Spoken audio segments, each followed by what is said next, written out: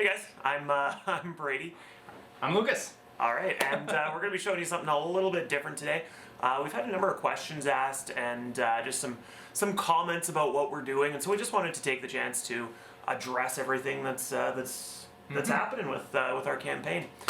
First of all, thanks to everybody that's been backing us, and thanks to everybody that's shown some interest in what we're doing. We've had a crazy strong start. We're on like day 6 now? Yeah, day 6, and we're 66%, so 2/3 of the way to being funded.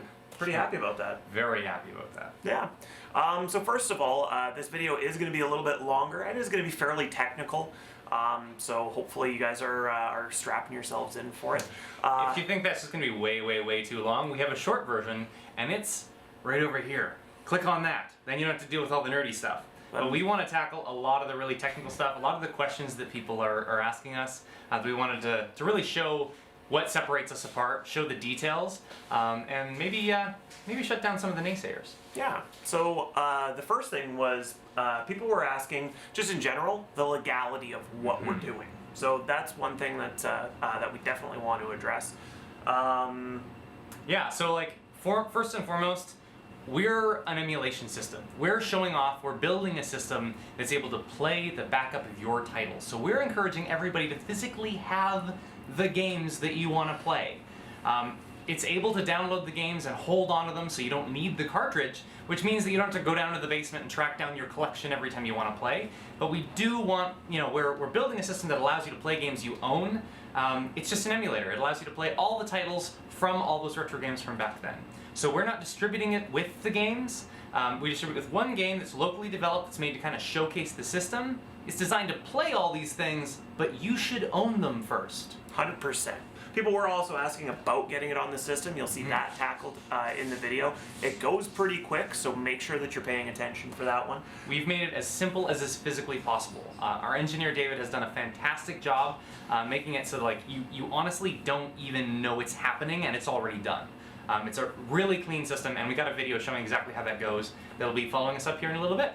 Yeah, and then I guess the other thing that we definitely want to address is we've had a lot of people saying, just flat out, they say, well, this is just a reskinned version of Retropie or of other systems that are out there. That is not the case. And when we say we have our own operating system, we're not taking somebody else's system, putting our label on the front, and distributing it.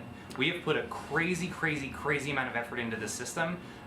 We're going to let our engineer go into a lot more of the details of how it works. We're also going to put our system right up beside Retropie. We're going to show you the installation, how it physically operates, how quickly it loads compared to Retropie, so you can see how stark of a difference it is. We're by no means saying that Retropie isn't good. We love Retropie. That's the first ones that we used, I think. But yeah. When we were building our first systems, we were building them with a Retropie operating system. But since then, there were things that we found that were bothering us. We found things we wanted to work better. Most of all, we wanted the usability. Retropie is great, but you definitely need a little bit of persistence, a little bit of technical know-how to get it going. And we wanted anybody to be able to pick up our system and use it. So we'll be able to show you really night and day, side by side, what the differences are, and that's coming up here right away. Yeah. Hey Kickstarter, it's Lucas again. I am here with David. He's our technical guy behind the scenes. He's a little underslept at the moment. We've been working him to the bone. But here he's going to show us kind of what happens behind the scenes, the stuff that hopefully you and I won't even see when we're playing it, because we want it to be as user-friendly as is physically possible. So David, tell me what's going on behind you here. So this is one of our debugging softwares. We use this to tell us what's going on when we put one of these devices inside a cartridge and trap all that heat. Yeah, so when we put the brain inside the cartridge, the heat has nowhere to go. And we have to somehow get it out of there to keep the system running well. What's going to happen if the system gets too hot? So the CPU actually slows itself down to prevent it from cooking. Yeah, what we need to do is get rid of that heat, and we've chosen to do an active solution which controls a fan when you need it and turns it on only to the speed that's necessary. Yeah. So David's actually built a software that's going to show you kind of what's happening. So tell us this ridge and valley, this up and down we're seeing. What is that? So this is actually one of the systems running right now, actually just behind us here. And it's detecting when the temperature starts getting a little bit high, but it's not quite danger zone yet. It turns the fan on a little bit, and it's cooling itself back off. Once we get into this red zone, that's when we really want the fan going full blast. And right now we're good. We're not up in that region. Yeah, so there's actually a fan on the system behind us, and every time the system gets hot enough that it really needs that extra kick, the system automatically sends more power to the fan, speeds the fan up, and gets rid of that heat, so we can keep running the system at the optimum temperature, or at least as close to the optimum temperature as we can. If you live in Hawaii, it's going to get hotter than if you live up here in Canada, where it's snowing every day. And that's part of what we're doing. We're designing this thing so there's a bit of leeway here. See, it's not getting all the way up to the red zone because we know if you're somewhere that's warmer and you don't have air conditioning, you still want it to run at full speed. Absolutely. So this system, this is kind of the hardware side of things. What we're going to show you now is this same system, but operating without any hardware changes at all, just the bare bones Raspberry Pi, and we're going to compete right up against the Retropie. Yeah. So our system on a bare bones, brand new, out of the box Raspberry Pi 3, and Retropie running on an identical, brand new, out of the box system. So even without these hardware changes we're talking about right now, you can see just how different our software is, and hopefully you can see how much better our software is, and it's all thanks to this guy. So David, thank you so much for coming in and telling us about this. And for all you guys, check out our demo coming up right now to see our software right up against the Retropie. Yeah. So I hope you haven't grown tired of my voice, because I'm going to walk you through what we're doing now. This is a time lapse of us setting up two identical systems, one with Retropie and one with our own Allcade 64-bit system. So right now we're setting up the left-hand unit there, and we're actually going to be installing Retropie. So we've downloaded the 500 and change megabyte image from Retropie's website, and we're just, we've opened up an image utility, and we're copying that image onto the SD card, ready to be inserted into the Retropie. And then right afterwards, we'll do the exact same thing with a brand new clean image of our Allcade OS, so we can compare them side by side on identical systems, so we can get a true benchmark of which system is more capable. So it's just finishing up here now. And we're timing them, of course, so we can compare. So it's 2 minutes and 31 seconds, and we'll leave that up in the top left-hand corner of the screen so that you can see it and compare later. And now we're getting the second system ready. So an identical, brand new, out of the package, 16 gig class 10 micro SD card. And this time we're loading up and installing our own image. So this is the Allcade 64-bit operating system. And this is loading up in a fraction of the time. Look at that. We're done in 43 point some seconds. So much faster than the other system. So next we have to get these brand new packages out. So these are both clean Raspberry Pi 3s. They're revision B. It was released in 2015. It's still the most powerful system available, even though the technology is about a year and some old. And here we go. We got the SDs installed in both systems. We're just putting some double-sided tape down there to hold the Pis in place while we're doing the tests, and to give them a very consistent, to have them both operating in the same circumstances. Plugging in the power now, and like we've shown in other videos, those cables have the power switches right on them, so we can turn them both on at the same time. And now we're timing the first install. So this is the system opening the image, installing the image, and running for the first time. And you'll see that ours is already up and running in 40 and some seconds. The Retropie is still working, and it just finished 1:13, but ours is ready to work, and the Retropie isn't. You still have to configure your controller. So now we're plugging in the controller, and we'll restart the timer now to get everything configured.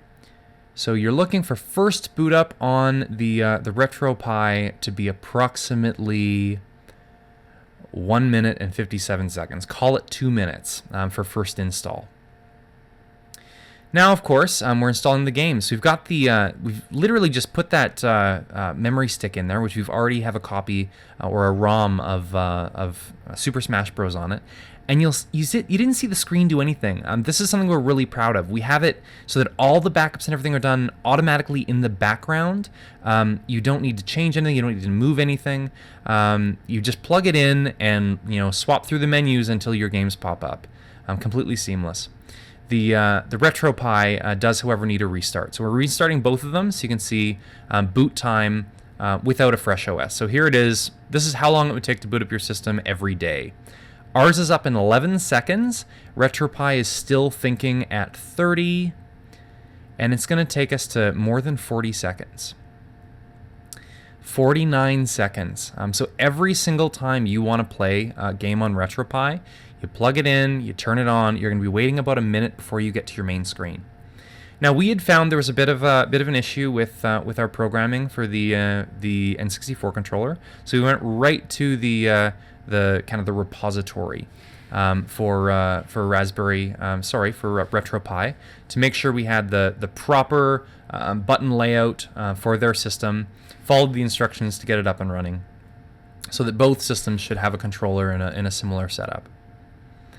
And now here we go loading up the game. So at this point, we're going to switch from being accelerated kind of time-lapse to now we're going to watch in real time. So we've slowed the footage down so we're actually seeing, real time what things look like so that you can hopefully see some differences between the systems. One thing I really wish was more visible, when you actually look at the monitors side by side, it's really obvious, but I'm afraid the footage didn't grab it. Our system is designed to show every pixel as it would appear. So on our system, the pixels are very square. You can see the edges brilliantly.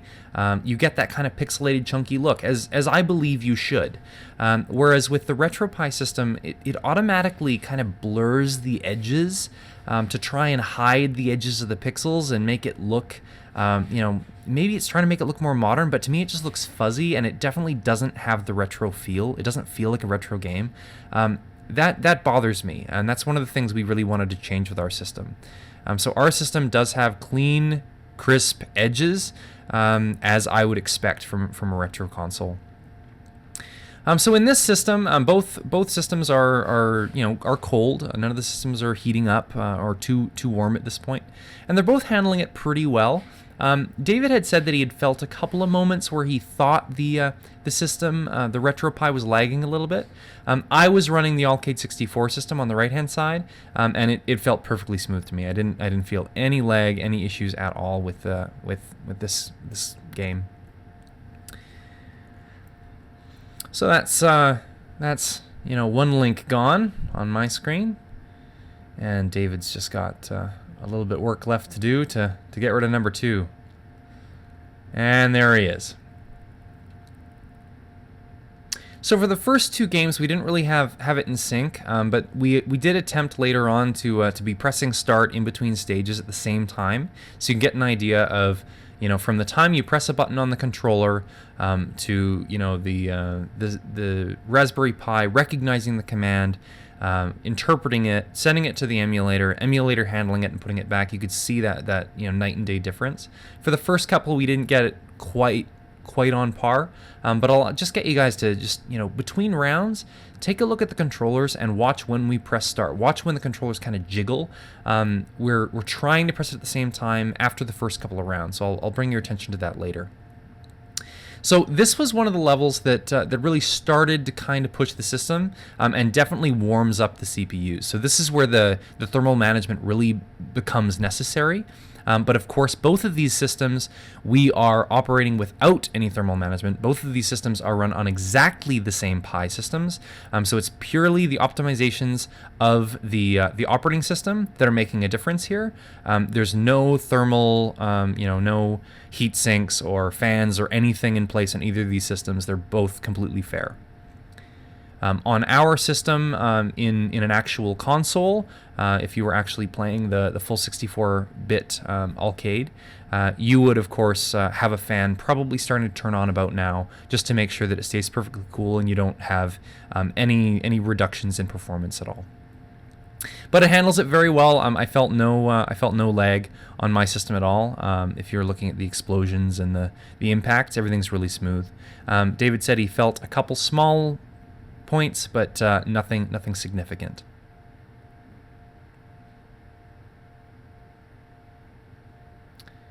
And we're about to start the next one. So this was the last time we kind of missed the start, where we didn't press start at the same time. This is the first time that lag is very, very noticeable on the left-hand system.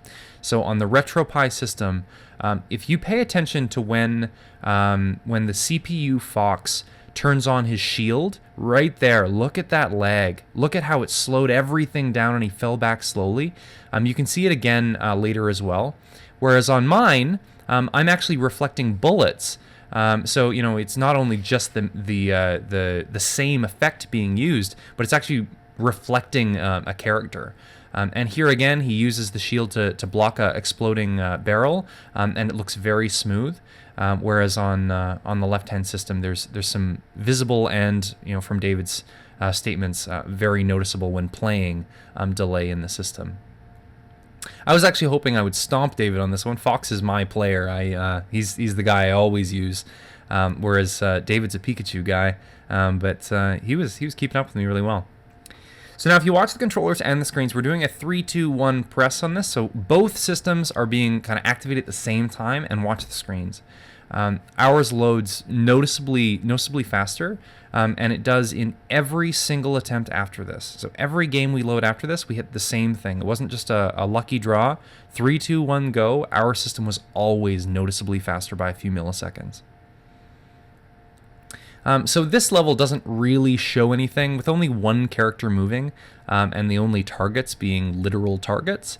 There's not a lot of 3D crazy action going on. Both systems handle this level very smoothly. In a minute here, though, David makes a mistake and misses his third attempt jump and falls off. And this test wasn't really doing anything for us, so I just jumped off the edge to get us working together again. And we're going to do the 3, 2, 1 start again, and you can see the right-hand one loads faster again, but this is where we really noticed it. Watch the characters as they load in the left-hand side. These systems have been running long enough now that the systems are getting warm. The CPUs are really starting to kind of try and deal with that heat. Without any fans, without anything, they're having to. There's a very noticeable reduction in performance, but the left-hand system loading screen is unbelievably laggy, whereas our system handled it with ease, handled it very well. I was actually worried for a while that I might actually lose a life to these characters. I didn't remember Mario and Luigi being so difficult, but they threw me around badly. In fact, on both screens, on David's and on mine, David's taken the most damage, and I've taken the most damage.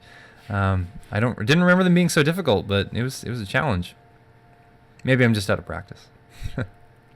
But this is the last one we're showing you guys today. We just playing a game like Super Smash Bros.